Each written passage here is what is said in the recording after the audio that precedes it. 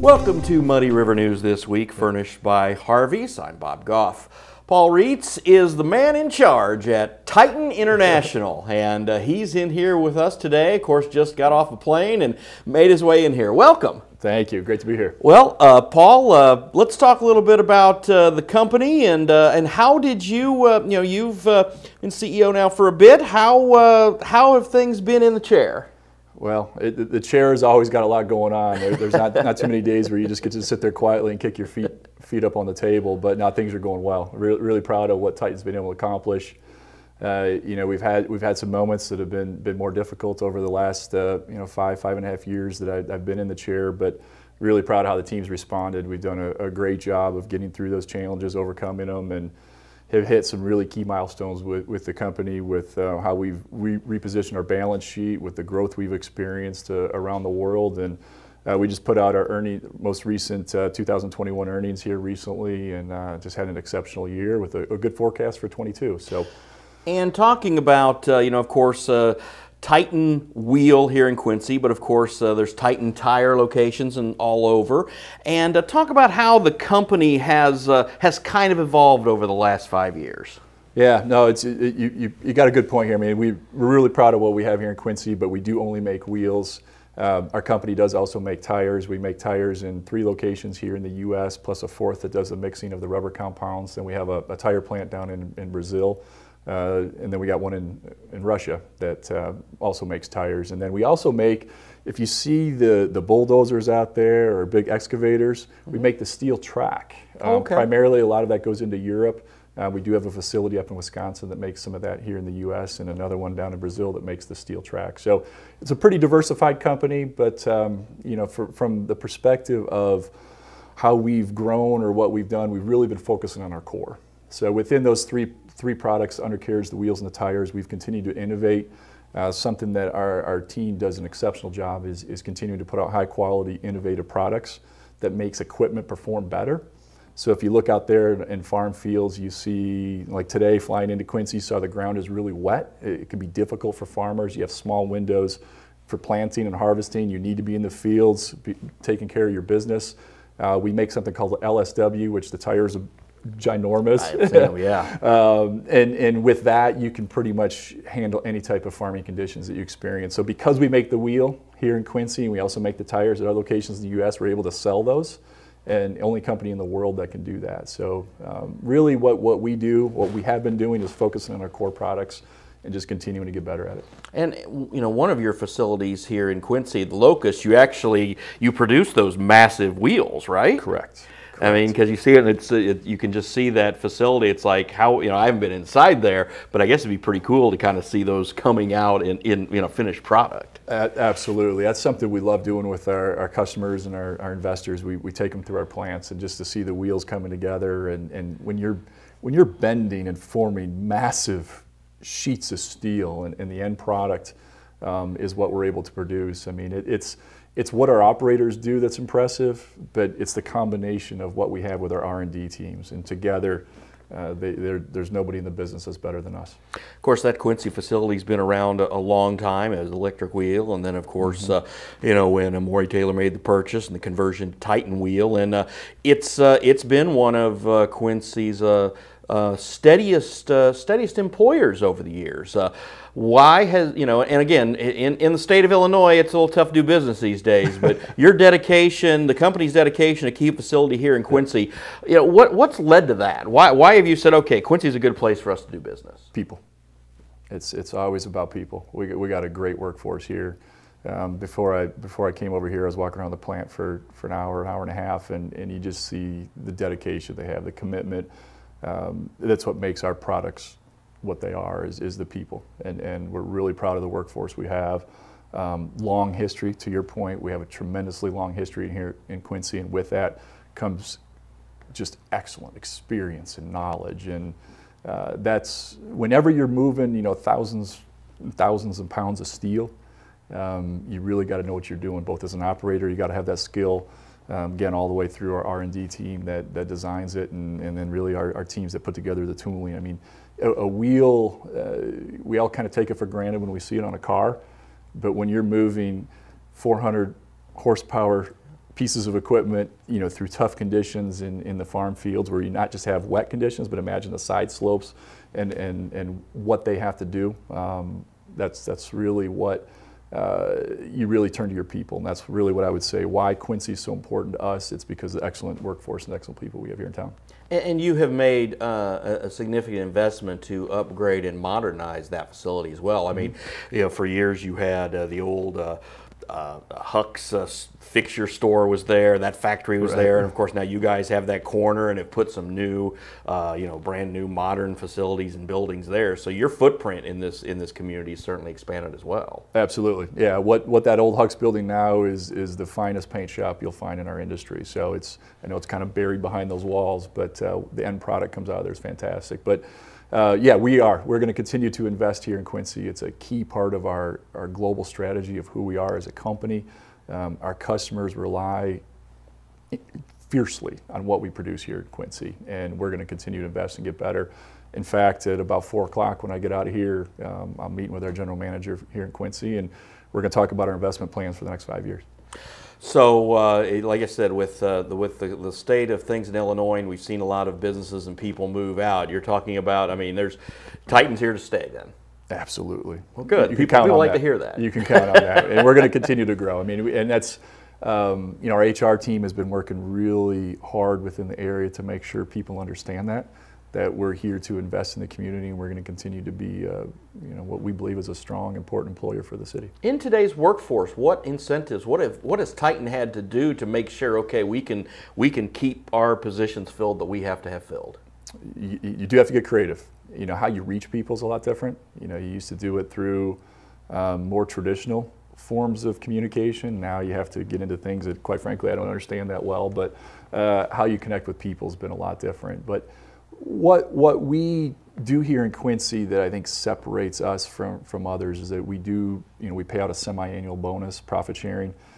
We've been committed and dedicated to that workforce through the years. So I think the last thing you want to do is all of a sudden treat your new people better than your experienced folks. Oh, yeah. So I think what we're doing is continuing to treat our experienced folks along with those new hires well. But you do have to invest more in training. We've been hiring a lot of people here, and as we kind of upgrade, I don't want to say upgrade, that's the wrong word, but as we bring new people in there, and you bring in the next generation, you got to make sure that you have them having the same level of skills as what you have with your experienced folks. Now, if you've been doing your job for 30 years, the last thing you want to do is spend the next 12 months training a bunch of people. So there's a balance between how many people you can hire with the training needs that are there. But we want to continue to connect in the community, let people know we're here. We're consistently looking to bring on new people and give them that training program so they can succeed and have a good long career. So as far as your schedule goes, what you talk about all the different facilities you have, do you just kind of come in and out? Do you have a place where you have a desk and a computer and everything, or are you just kind of out of your suitcase? That's a good question. I honestly, I other than my wife, I'm not sure anybody's ever asked this one before. I truthfully live out of a suitcase because of the locations we have. We operate in over 15 locations around the world. We have the wheel facility here, but we also have our tire headquarters in Des Moines. We have our corporate headquarters in Chicago. So quite frankly, I'm on the road every week, try to get here on a pretty consistent basis. Again, it's a good group of people. But with today's technology, we do have a team call with myself, our CFO, and the management team here in Quincy every Wednesday. It can take anywhere from up to 2 hours just talking through issues. So you don't always have to be in person these days, but at the same time, you want to be there in person. So I do travel every week. Well, we found that out with the pandemic, that you could do a lot of things remotely, but one thing you can't do is put a tire or a wheel together. So you definitely had to have your frontline guys and gals had to be there. How did Titan navigate that over the last couple of years? Yeah, that's where it's the investments you've made in your team and your people start to show through. And I can't say enough about how well our team performed once the pandemic hit. So if you look back to March of 2000, we have a plant in China, so we knew about the virus coming kind of the second week of February. We have 2 undercarriage plants, one in Madrid, Spain, outside Madrid, Spain, and then we have 4 facilities in central Italy. So if you remember back to the early days of the pandemic, that was the heart of the pandemic. And so then we saw it coming over here into the U.S., that was kind of mid-March, and then within a few weeks of that, the government had deemed, pretty much around the world, not just the U.S. government, that the products we make, because of their association with agriculture and construction, were deemed critical infrastructure, and so we had to keep operating, and that's where our team stepped up in just tremendous ways. And so the part I could do is, and going back to what do, I travel every week to be with our people, but for me, it became even more important that I had to be out there with them. Sure. Along with our CFO, we traveled every week, just letting people know that we're here to support you the best we can, and you guys are doing a tremendous job. So we kept operational through the entire pandemic. I think around the world, I bet we didn't miss 20 days total. When you talk about responding to your clients, who are your biggest customers right now? John Deere's our biggest customer. Still? Yeah, I know that's been the case for a while. That's still, yeah. Their global products are just tremendous and strong everywhere we operate. So North, South America, Europe. Their agriculture equipment is a good fit for what we produce. But some of our other leading customers, C&H. Clearly fits well with the North America, South America, European model that we have with our plants. But we got some other customers that are pretty important to us as well. Kubota, kind of the smaller compact utility equipment. They're really a leading customer for us. And in fact, a few weeks ago, we just announced a pretty big project we're doing with them. Coyote, the compact tractors have really become a key segment within the agricultural space, is both a supplement to big farms, but also the hobby farmers that are getting into that area as well. And so the one thing we pride on ourselves on in Quincy is we have a really strong, diverse customer base. And if you look at our top 50 customers, it's pretty much a who's who of, anytime you see off-road equipment, agriculture, construction, that's where Titan tries to be.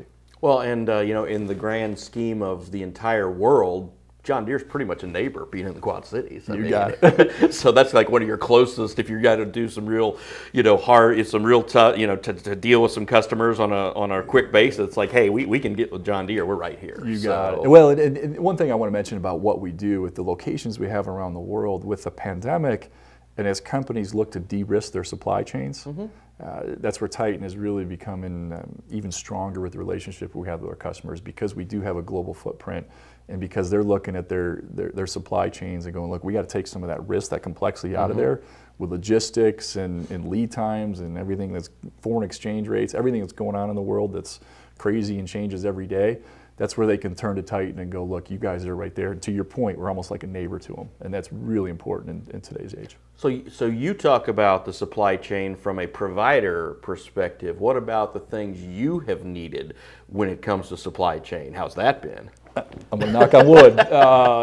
It's been entertaining, but it's actually gone fairly well when you look at the big picture of it. It's been difficult. Sourcing our components, obviously steel, the pricing in the markets for steel has been up and down. The steel we buy also has to go through a processor, so you have the logistics between the mill to the processor then to here. If you look at a tire, there's many components that go into a tire. It's not just natural rubber. There's about 10 core components that go into a tire. So our supply chain team has really had to adapt, and like our customers are turning to us, we've had to turn to our key suppliers and say, look, we need you. What do you need from us? And so we've had to approach it differently as well. The days of just kind of sitting at your desk and you make some spreadsheets and some phone calls and everything just shows up are gone. Right. You got to have good, strong relationships with your core suppliers, and in some cases you got to sign agreements. You got to lock in that commitment to them so that they know that you're going to be, you're not just going to need them for a month. You're going to be with them for years to come. So what is your worldwide employee number right now? How many people are Titan employees? We're about 7,500. Worldwide? Worldwide, correct. And of those in Illinois, how many ballpark roughly? If you look at the two locations, so we have another one that's right outside Rockford in Freeport, Illinois.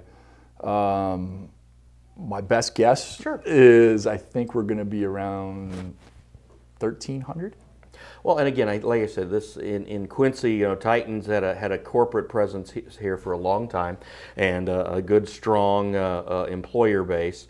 And you've had, again, trying to find the people. When Quincy has worked, with Greta and the city to try to figure out ways to help all the employers. Yep. Keep people and get new people, because that has been the biggest challenge that we've seen over the last couple of years. As we went into the pandemic, and then when you tried to ramp up after the pandemic, all of a sudden it was like, well, where were all the people? And you guys have had to be one of the ones to also say, hey, we have to do what it takes to, like you said, to train people and keep people, because that's, in being a CEO, the fact that the time you spend and invest in bringing in someone, to just see that person leave after a few months is just it's just a waste. It's really expensive. Yeah, really expensive, and I think it's the long-term view, and sometimes politically, it's tough to have a long-term view, as we know how complicated politics can get these days. I do like where Greta is going, and Kyle Moore is doing a great job. He has that long view. Kent Snyder, there's other folks that I've been talking to here in the city that consistently look at the long-term picture. That's what the area needs, because we're looking, like I said, at 4 o'clock, I'm going to be sitting down making capital plans for the next 5 years. Mm-hmm. So we're thinking long-term. We need the community and the city leaders also thinking long-term. And that's difficult, because they kind of look at more of a short-term spectrum of what do I need to do to win favor now. Yeah. And we're looking at it going, we need you to build a strong community that's getting us the people that we need for the long term. So you got to, we try to partner with John Wood. We try to look at these sources where you can continue to train people, and hopefully as we need people, then they're available in the community. That's the other thing is you can't always predict when you're going to need a certain area. Sometimes you have retirements or turnover, and so you want to be able to reach in the community and be able to get them when you need them. So what is your background? How did you end up to where you are now? Where'd you start? It's a long, crazy journey, as we've all had, as everybody can say. I started off as a finance guy, as an accountant, mm-hmm. and my dad actually, his background was in accounting, and then he jumped into sales, and he told me, "Don't become an accountant." I said, "Dad, I want to start there, and we'll see where it leads." So I did. I started off with one of the global firms called Deloitte and Touche at the time. Spent a few years there, and realized as my dad had kind of was trying to push me, I wanted to get into something different long term. So I actually went and got my master's degree, but I majored in marketing when I got my master's degree. Mm-hmm. So after I got my MBA, I went back and I kind of worked in some different roles in finance and marketing. And really what I always did is I took an opportunity whenever there was a challenge to learn something new. I jumped at it, and so I got involved with a lot of different acquisitions. I was with a company that was growing, doing a lot of acquisitions. So I worked marketing, finance. I got involved with the due diligence team, the integration teams and acquisition. I got involved with big IT projects. Quite frankly, I did whatever I could to keep learning. Mm-hmm. My wife thought at the time I was probably insane. In fact, I think she probably thought she made a really bad decision to partner up with me, because you spend all that time trying to acquire knowledge and experience and learning. Quite frankly, it doesn't take you anywhere. You end up stuck as you're building all this knowledge. And luckily, she stuck with me. And we had to move a number of different times. Sure. We had to take a lot of risks. And somehow she saw something in me to continue to do that. And it all worked out. So I came here to Titan in 2010 as a CFO. And then in January of 14, I became the president, spent 3 years in that role, and then became CEO in January of 17. So about 12 years total at Titan. Yes. So, and like you said, you're talking about getting things ready for the next 5 years. So sounds like you've got a few more years left in you. Absolutely, man. I don't know what else I would do with my time. It is all encompassing. That's one thing I will say. From the outside looking in, you're constantly working, which is, and I mean that in a good way, because it's required of the job, and I love that part of it. Every time I'm on a plane, when I'm sitting around it with free time at home, I have a tendency to pick up my computer and get back to work. You got to be in communication, and you got a great group of people around the world that are doing a good job. You can't take it for granted. So I need to be there working as hard as I can with them, and so I plan on keep doing this for a while, and Maybe after that, I'll start playing golf 6-7 days a week, but not quite yet. Yeah, you got some time for that. Well, hey, thank you for your time. We appreciate the visit. I appreciate it. Good seeing you. Thank You you. too. Thanks. Well, that's all the time we have now for Muddy River News this week. I'm Bob Goff. Have a great week.